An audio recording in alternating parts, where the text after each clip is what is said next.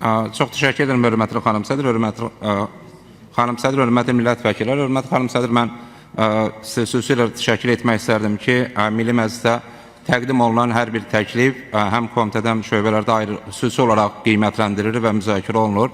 Eyni zamanda millət vəkilləri tərəfindən təqdim olunan xeyli sayda təkliflər qanunvericilikdə öz əksini tapıb. Bu baxımdan təbii mən sizə təşəkkür edirəm. Sadəcə mən ilk dəfə olaraq 3-cü oxunuşda yazılmışam. Səbəb təbii ki, ona bağlı ki, əvvəla mən ikinci oxunuşda təkliflərimi təqdim etmişdim, amma təqdim olan təkliflə bağlı düşünürəm ki, uyğun olmayan şərhin verilməsi, eyni zamanda bir sıra məqamları çox kiçik olaraq aydınlıq gətirmək istərdim.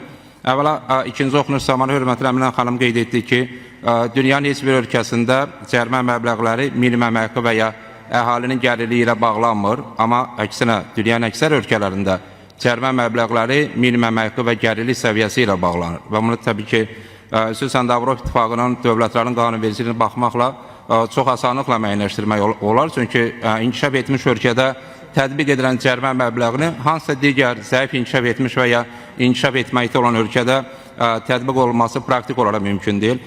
Eyni zamanda təbii ki, ikinci oxunuşda qeyd edilen şərhlərdən biri yaşayış minimumla bağlı idi, amma mənim təklifim əslində cərimə məbləğlərinin deyil, ziyanın məhdudlaşdırması ilə bağlıdır. Və bu praktikada bir sıra ölkələrdə tətbiq olunur. Çünki ziyanın məhdudlaşdırması dövlət bizim öncə də müzakirə etdiyimiz Hesablar Palatasının hesabatında qeyd olunduğu kimi, xüsusən də dövlət vəsaitlərinin istifadədə, təyinatından yayındırılması hallarını xeyli dərəcədə minimumlaşdırır və təbii ki, ikinci oxunuşda yaşayış minimumla bağlı hər hansı bir təklif olmadı. Ona görə nə üçün yaşayış minimumun xüsusi vurğulanması da mənim üçün aydın deyil, amma nəzərə almaq lazımdır ki, Azərbaycanda da bütövlükdə cərimələrin minimum əmək bağlılığı uzun müddət tətbiq olunub. Hazırda da vergi məzələsinə əsasən bir sıra ödənişlər minimum əmək məbləği ilə birbaşa bağlıdır və minimum əmək məbləği Cənab Prezident tərəfindən təsdiq olunduğuna görə bu əslində bütün dünyada da qəbul edilmiş bir meyardır.